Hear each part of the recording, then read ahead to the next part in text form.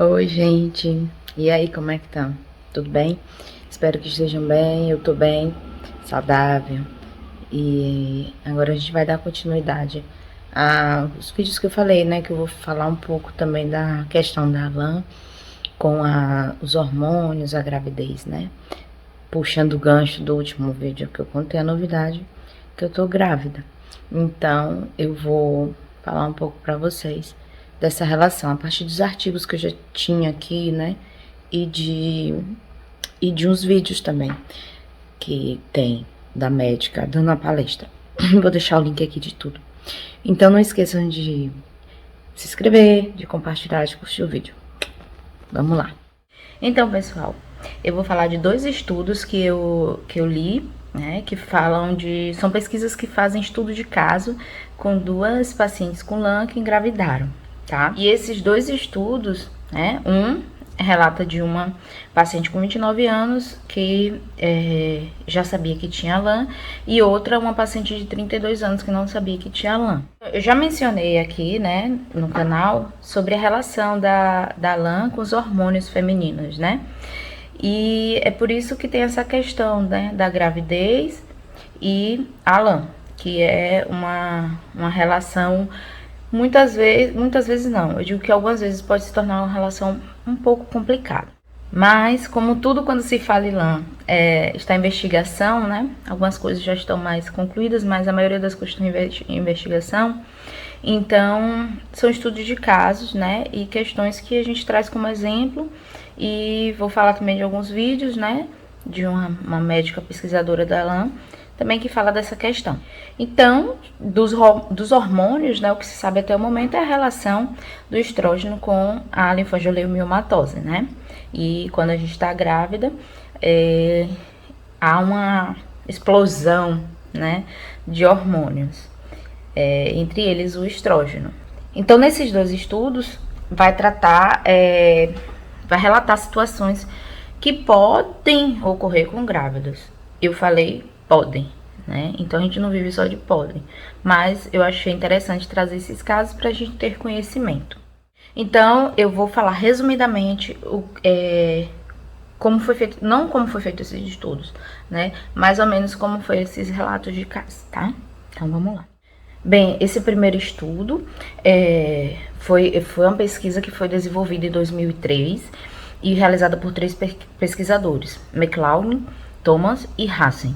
E o título em tradução livre, né, porque esses trabalhos geralmente eles estão em inglês, o título em tradução livre é Gravidez e linfoangioleiomiomatose, manejo anestésico.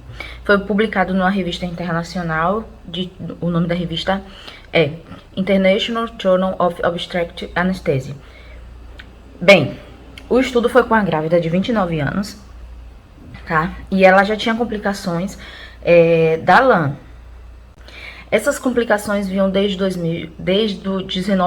19 anos, quando ela apresentou algumas pequenas questões, ainda não sabia que era lã, e aí com 25 anos que ela foi diagnosticada, mais ou menos 25 anos ela foi diagnosticada com lã. Ela não teve nenhuma indicação obstétrica, né, assim, de cesárea, para cesárea, e ela queria muito fazer o parto normal, o parto vaginal.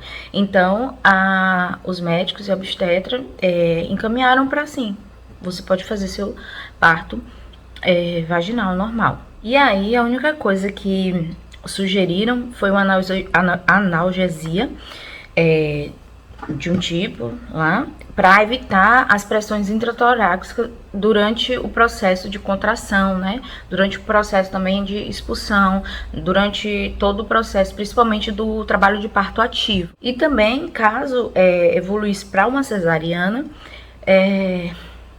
pudesse diminuir a probabilidade de uma anestesia geral. Nos primeiros meses de gravidez ainda, ela teve muita dor lombar e dor aguda do lado esquerdo, na região lombar e dor aguda do lado esquerdo, né, da lombar.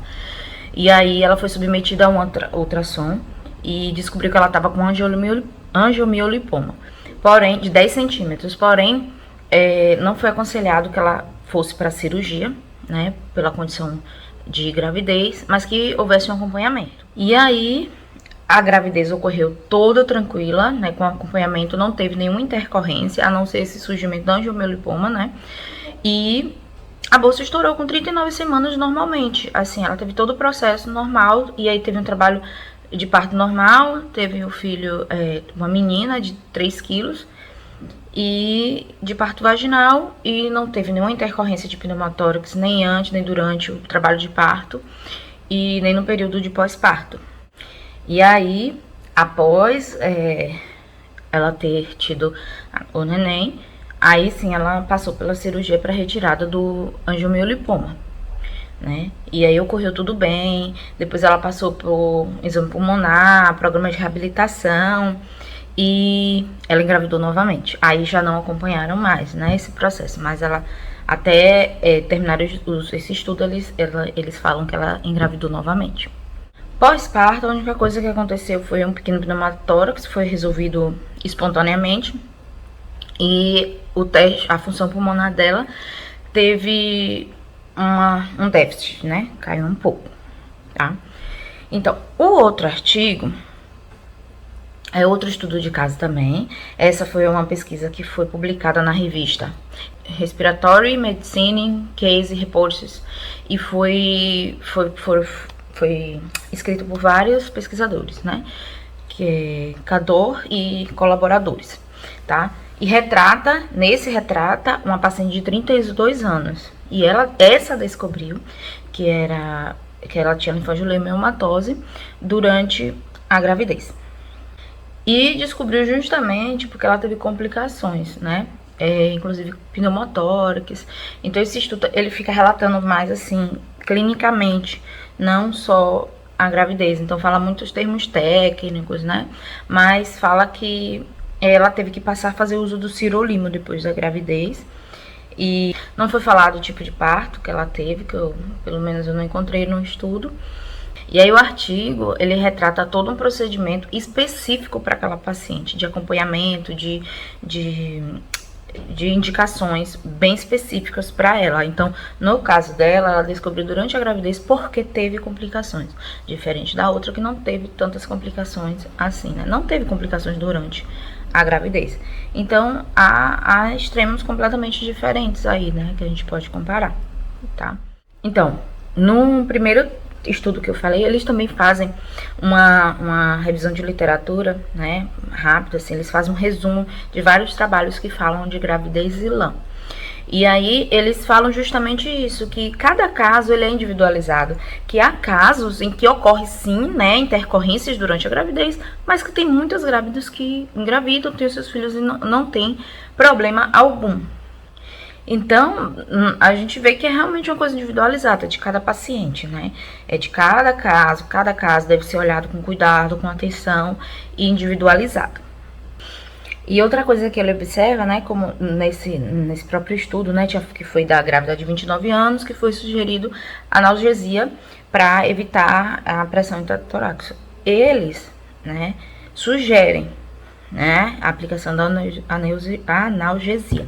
Porém, a gente sabe que cada caso é individualizado, que deve ser conversado com o seu pneumologista, com o seu obstetra, e ter todo um acompanhamento e ver as possibilidades ou não, né? Mas aqui no estudo eles sugerem, para evitar justamente todo esse processo no momento do trabalho ativo, em que há maiores contrações, mais fortes, e você começa a requerer mais da sua força e do seu pulmão. Então, eles também sugerem, assim, que se você estiver planejando, né, engravidar, e você tem a LAM, então seria bom você antes fazer todo um processo, ver se você fazer, por exemplo, uma ultrassonografia do abdômen, você vê a possibilidade ou não de você estar com angiomiolipoma renal, de você ver como está a sua função pulmonar, e você ter todo o acompanhamento e conversa sincera com o seu pneumologista, que é a melhor pessoa que está te acompanhando e que pode sugerir algo, né? Então, essa conversa com o pneumologista e com o obstetra, ela deve ser verdadeira, deve ser sincera, porque depois tem todo esse acompanhamento. Ah, mas eu vou ter pneumotórax, qual é essa probabilidade? Não sabemos essa probabilidade. Pode ocorrer? Pode. Principalmente se você já teve pneumotórax antes de engravidar. Pode ocorrer, mas como eu falo, o pode, se a gente for viver nesse pod a gente não vive, né? Então a gente tem, como eu falei, a gente tem que ter conversas sinceras, né, com nossos pneumologistas e saber qual é a real probabilidade dentro da nossa individualidade. Gente, depois que eu fiz o vídeo, aí eu encontrei um artigo de 2020 falando de um trabalho com 16 grávidas de outros países, Reino Unido e esqueci outro lugar, mas eu vou deixar aqui o trabalho também. E aí fala justamente esse acompanhamento de grávidas que tem linfangiomatosa. E aí um resumo rápido. O que aconteceu? Das 16 grávidas, 10 tiveram que começar a fazer o uso do sirolimo, 2 foram indicadas a transplante, uma realizou o transplante. Em relação à gravidez especificamente, todas ocorreram de forma tranquila, falando da questão obstétrica. Todos os bebês nasceram bem, tiveram partos cesáreos, partos normais, tudo super tranquilo.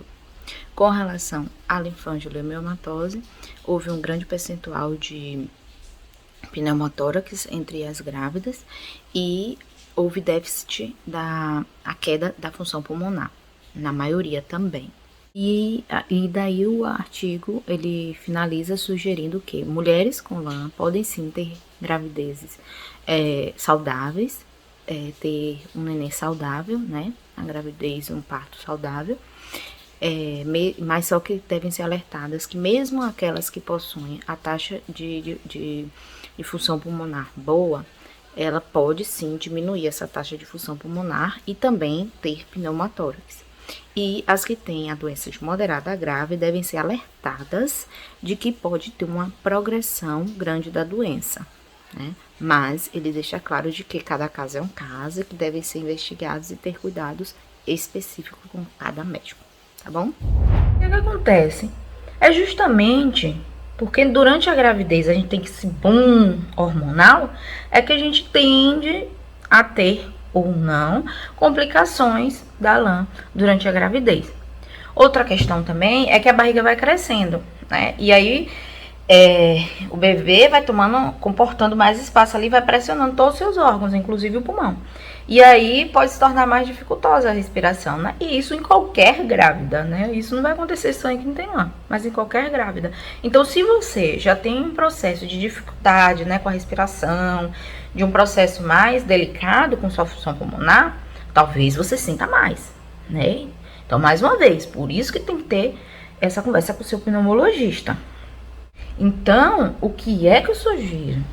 Se você tem LAM, você deseja engravidar, procure esse pneumologista, tenha uma conversa sincera com ele, procure um obstetra que te aceite e esteja disposto a te acompanhar durante todo o processo, porque ele pode ser um processo tranquilo, mas pode ser um processo muito mais cuidadoso. E é isso, principalmente o seu pneumologista, né, para te deixar consciente e ciente de toda a situação, né? Então, isso é importante, porque diferente de mim, eu fui pegar no susto, né? Eu não estava planejando engravidar agora. No momento me deu medo, me deu angústia, porque eu não estava me preparando para. Mas como eu sou assintomática, eu sou toda tranquila, minha LAM eu descobri por um acaso. Eu não estou vivendo pode ser que eu tenha um pneumotórax, pode ser que eu tenha uma progressão da doença. Não, eu resolvi viver minha gravidez, mas com bastante consciência e responsabilidade, tem todos os cuidados necessários. E aí agora eu deixo de sugestão 2 vídeos que tá no YouTube da Alhambra, que são vídeos importantíssimos para vocês assistirem, tá? Com a médica pesquisadora, que ela faz o seguinte, é uma palestra que foi realizada num encontro da Alhambra. Bem, foi no 7º encontro da Alhambra, né, da Associação de Portadoras, encontro da Alhambra, e que a doutora Martina Oliveira, ela que é uma especialista no grupo também da LAM, ela fez ela deu uma breve palestra, são 16 minutos, se eu não estou enganada, que fala da hormônios e LAM, certo? E dessa questão da gravidez, da reposição hormonal, da questão de infertilidade, tratamento para infertilidade e tal. Então, é bem rapidinho e muito esclarecedor, é muito bom. Aí a doutora Martina também fez um pequeno vídeo, esse mais curtinho, que foi para o curso que teve agora em 2021, com médicos que trabalham com pacientes com LAM, mas que eles não são especialistas. Então a Alhambra, junto com os médicos, né, que nos acompanham, eles fizeram esse curso, né, para esses médicos. E o curso, inclusive, todos os 3 módulos, foram 3 módulos, os 3 módulos estão disponíveis também no canal da Alhambra, tá, no YouTube. E aí tem um vídeo de 5 minutos, eu acho, também de doutora Martina fazendo um resumo com relação à questão hormonal. Então eu deixo aqui, tá, o link, e vocês vão lá, aproveita e dá uma visitada no canal da Alhambra no YouTube, que tem muito vídeo bacana dos médicos falando muitas outras questões. Bem, então é isso, eu quis fazer um resumo de situações, de questões que se fala, porque muita gente tinha dúvida. Então é isso, o que a gente tem que ter em mente é que cada situação é cada situação, cada pessoa ela é um indivíduo, né? E nenhuma questão pode ser comparada à outra, né? Então por isso que o mais importante é, se é um sonho seu engravidar, que você tenha a ciência, consciência da situação e você tenha um contato direto e sincero com seu médico pneumologista, tá? Que não dá para você fugir de um sonho tão somente por fingir, porque eu tô falando que pode acontecer, porque você leu em algum lugar que pode acontecer. Eu acho que o mais real e verdadeiro que se deve fazer é realmente você ter esse acompanhamento com o especialista e não deixar que seu sonho escorra por suas mãos simplesmente por escorrer. E não porque você não está tendo consciência e entendimento de todo o processo. Então, se é para seguir aquele sonho, que seja com responsabilidade máxima, né? Com você, principalmente nesse momento, e com o ser que você vai carregar. Tá bom? Então não tem por que a gente entrar em desespero, nem por A, nem por B, nem porque pode acontecer isso ou aquilo, ou não vai acontecer comigo ou isso ou aquilo. O importante é viver uma gravidez de forma responsável, cuidadosa, né? Então eu acho que isso funciona para qualquer pessoa, né? Se você quer engravidar, você tem que ter uma gravidez saudável, responsável e cuidadosa. E para nós, então, que a gente tem um olhar junto também, não só obstetra, mas com o pneumologista ali segurando a mão também, tá? Então é isso. Abraço, gente, até a próxima. Espero poder ter ajudado em alguma coisa. Eu vou deixar na descrição o nome dos artigos, tá? E o link dos vídeos. Tudo bem? Então tá bom. Até a próxima. Beijo, meu e do Martim.